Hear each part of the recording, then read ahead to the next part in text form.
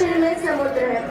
और हम सब यहाँ रहने वाले भारतीय हैं। नमस्कार परम सम्माननीय अतिथि महोदय, सम्मानित वरिष्ठ अधीक्षक महोदय एवं उपस्थित सभी अधिकारीगण, गणमान्यजन एवं युवा शक्ति। मैं स्मिता भारत के हृदय मध्य प्रदेश से आप सभी का स्वागत और अभिनंदन करती हूँ।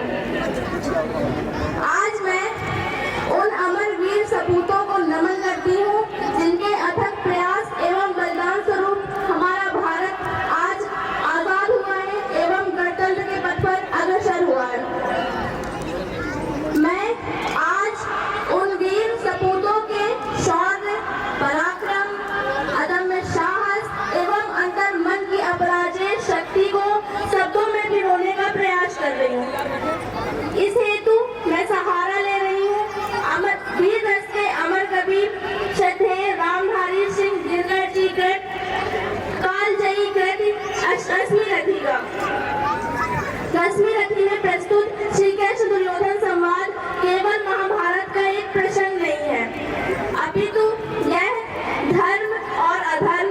कर्तव्य और अहंकार, राष्ट्र और स्वार्थ के मध्य का चिरंतन संघर्ष है। यह संवाद हमें बताता है जब राष्ट्र संकट में हो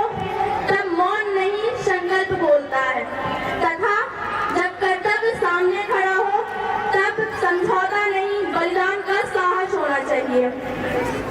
मैं आशा करती हूँ कि मैं अपने संवाद के माध्यम से आप सभी के हृदय में वही ज्वाला प्रज्वलित कर सकूंगी जो कि एक सच्चे राष्ट्र रक्षक के हृदय में धधकती है।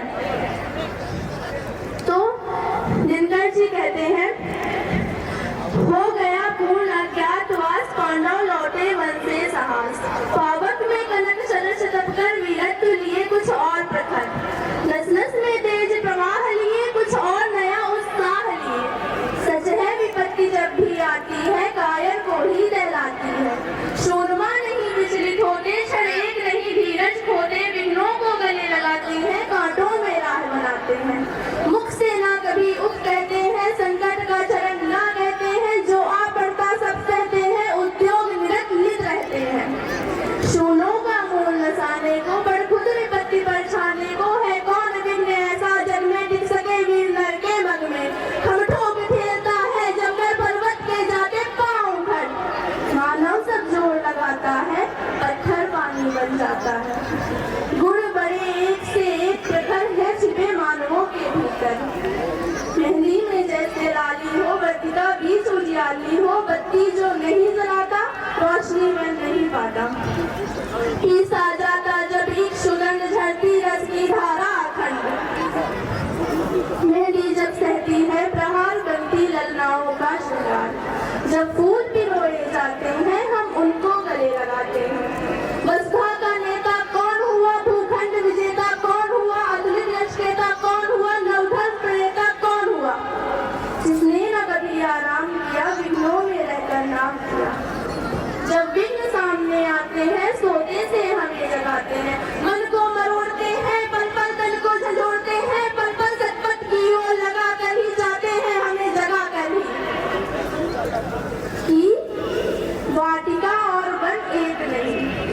वाटिका और वन एक नहीं, आराम और वन एक नहीं, वर्षा अंधर आतप अखंड पौरुष के हैं साधन प्रचल, कंकड़ियां जिनकी सेज सुबह छाया देता केवल अंबर, जो विपदाएं जिनको दूध पिलाती हैं लोरी आंधियां सुनाती हैं, जो लाक्षागृह में जलते हैं वे ही शूरमा निकलते हैं, बढ़कर विपत्तियों पर छाजा मेरे किशोर मेरे ताजा, जीवन का रक्षण जाने दे तन को पत्थर बन जाने दे, तू स्वयं तेज भयकारी है क्या कर सकती चिंगारी है। आगे कहते हैं, वर्षों तक वन में घूम घूम बाधा विघ्नों को चूम चूम से धूप घाम पानी पत्थर पांडव आए कुछ और निकल, सौभाग्य न सब दिन सोता है देखें आगे क्या होता है, मैत्री की राह बताने को सबको सुमार्ग पर लाने को, दुर्योधन को समझाने को, भीषण विध्वंस बचाने को, भगवान हस्तिनापुर आए पांडव का संदेश आया,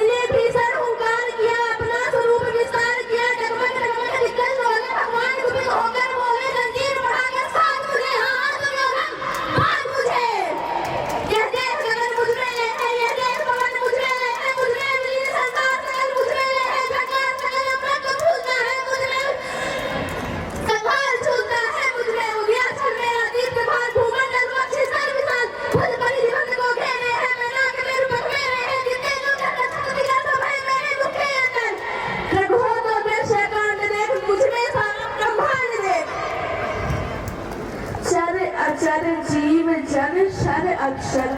नश्वर मनुष्य सुर जाति अमर सतकोटि सूर्य सतकोटि चंद्र सतकोटि सरित्र सिंधु मनु सतकोटि विष्णु ब्रह्मा महेश सतकोटि विष्णु जलपथ धनेश सतकोटि रुद्र सतकोटि काल सतकोटि दशरथ लोकपाल जंजीर बढ़ाकर साधिने हाँ हाँ दुर्योधन बांधिने भूलो के अतल पाताल देख गत और अनागत काल देख ये देख जगत का हाल छलन ये देख महाभारत कारण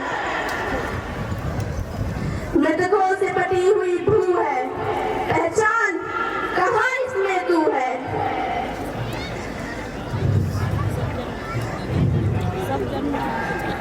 सब जन मुझी से पाते हैं फिर लौट मुझी में आते हैं प्रजाति मेरी दृष्टि जिधर हंसने लगती है सृष्टि उधर मैं जब भी मूंदता हूँ लोचन छा जाता चारों तरफ मरण और बांधने मुझे तू आया है बांधने मुझे तू आया है जंजीर बड़ी क्या लाया है यदि मुझे बांधना चाहे मन पहले तो बांध अनंत गगन सोने को साध न सकता है वह मुझे बांध कब सकता है और हित वचन नहीं तूने माना हित वचन नहीं तूने माना मैत्री का मूल न पहचाना तो ले मैं भी अब जाता हूँ अंतिम संकल्प सुनाता हूँ याचना नहीं अब रण होगा जीवन जया की मरण होगा टकराएंगे नक्षत्र निकल बरसेगी धूप काल पटल बरसे स्नान का डोलेगा विकराल कर मुख खोलेगा दुनिया लंगड़ ऐसा होगा फिर कभी नहीं जैसा होगा बहुत शानदार भाई पर भाई टूटेंगे विस्मार बूंद से छूटेंगे वायस लगाए सुख लूटेंगे सौभाग्य मनुष्य फूटेंगे आखिर तू भूसा ही होगा हिंसा का पड़ता ही होगा थी सभा सन सब लोग डरे थी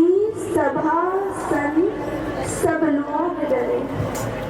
चुप थे या थे बेहोश पड़े केवल दो नर नार हाथे थे धृतराष्ट्र विदुर सुख पाते थे कर जोड़ खड़े प्रमुदित निर्भय